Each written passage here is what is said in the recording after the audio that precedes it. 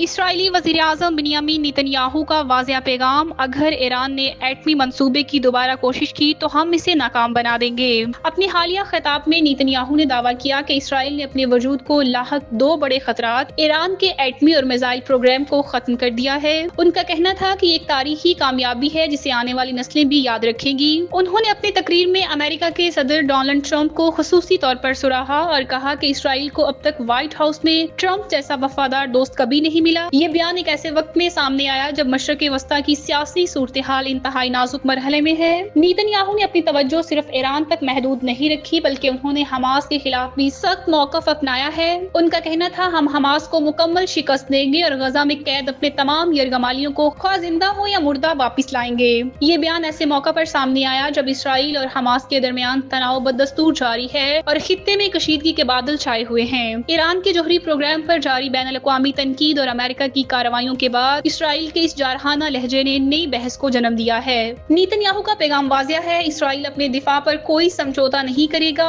اور اگر ایران نے دوبارہ جوہری طاقت استعمال کرنے کی کوشش کی تو اسرائیل اسے روکنے کے لیے ہر ممکن قدم اٹھائے گا۔